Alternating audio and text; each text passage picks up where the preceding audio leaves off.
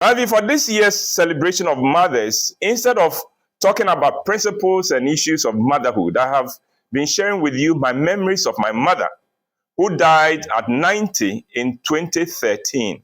That is 11 years ago. In my mother, I saw two women.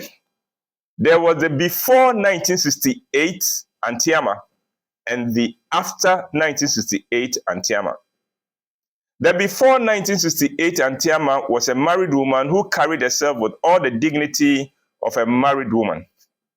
She understood that marriage came with some responsibilities, limitations, and restrictions, and that there were things a single woman was free to do, but a married woman had to stop herself from even contemplating.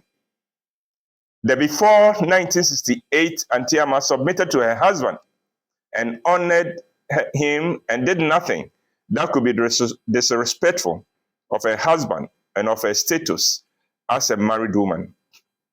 She watched the company she kept because she understood that the company you keep defines you. She made sure she was home by a certain time to ensure that her husband's supper was ready by the time he got home.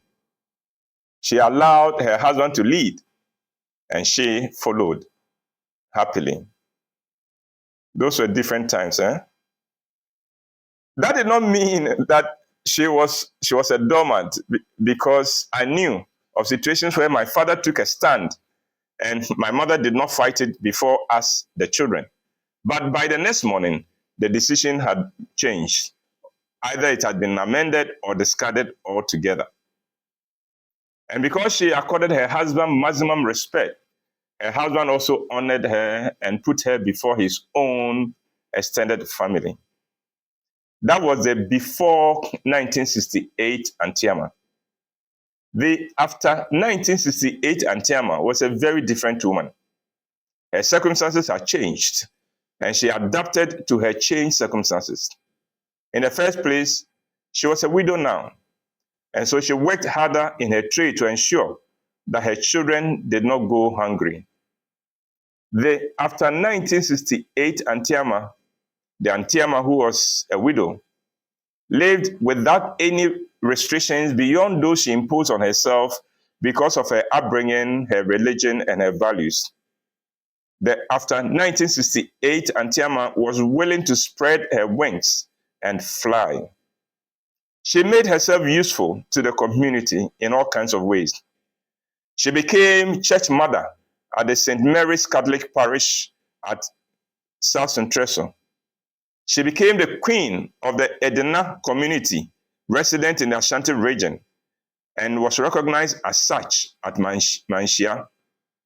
She also got fully involved in the 1969 elections and was elected the constituency chairperson for the Bantama constituency, although she opted to serve as the vice chairman because of her lack of formal education.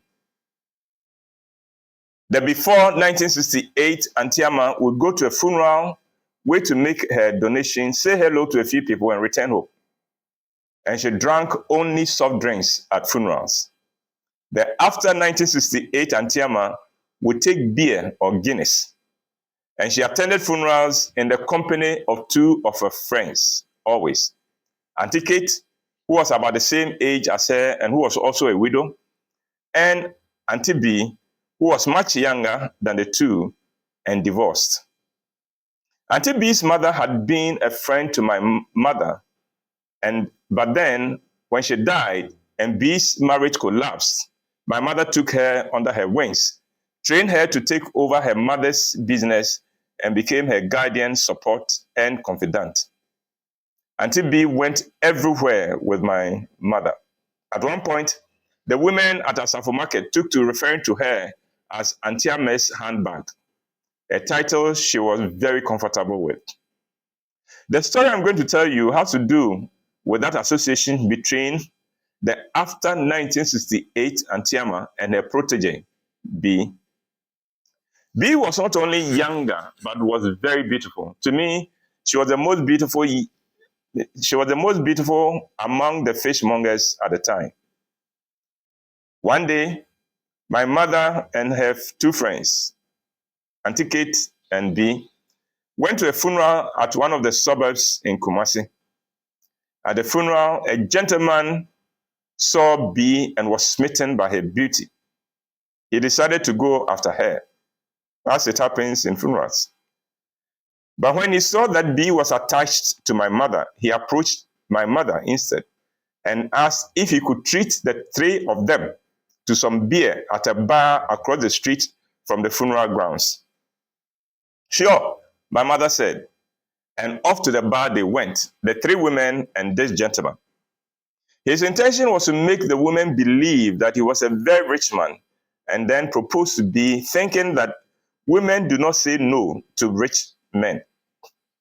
He also thought that if he could get the women a little drunk, it would be easier to achieve his objective with B. He was sure that just a glass of beer would be enough to soften the women, especially B, who was his target. In his experience, women generally could not handle alcohol as well as men. And if even men struggled with a bottle of beer, then a glass of beer would be all that was required with women. At the bar, he called out with the confidence of a rich man, "Barman, 4 bottles." In his mind, the woman should be impressed with that. You see, most people ordered 1 bottle for 2 people. And then when that was finished, maybe order a second bottle. But he had ordered 1 bottle for each person straight. I suspect he was applauding himself in his mind. The beer came. Each glass was filled.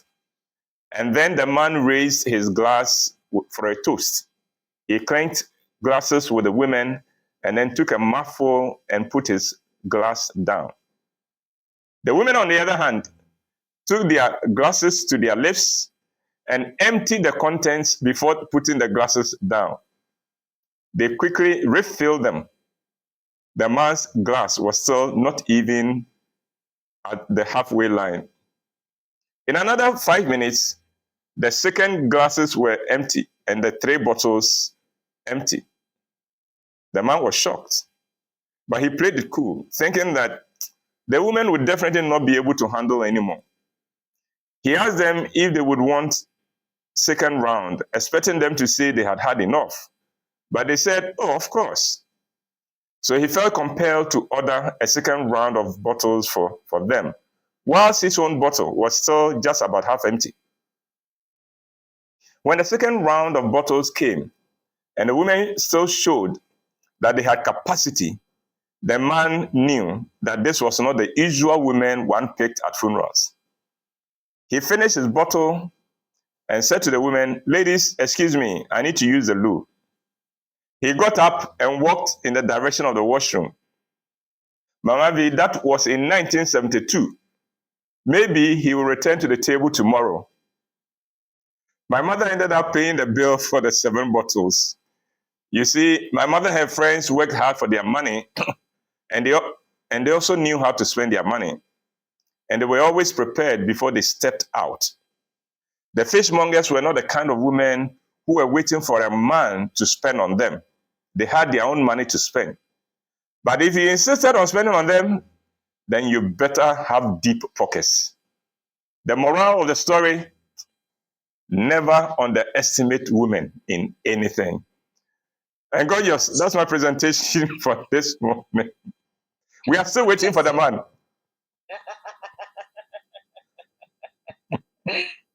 Oh, that's interesting. Uncle Ebo, thank you so much. Auntie Ama and Auntie B, they lived life. They did. Especially the post 1968 Auntie Ama.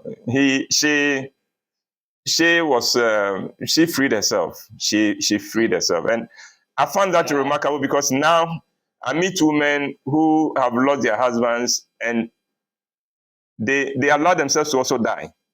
But no, my mother took full advantage of being single, of being a widow, got involved in anything she wanted, tried her hands at a lot of things, and excelled at all of them. But don't invite her to the beer bar if you don't own the beer bar yourself. Empty your pockets. Oh yes, you better have deep pockets, especially when she's with those 2 women. gorgeous. The three women could handle alcohol in ways that was frightening.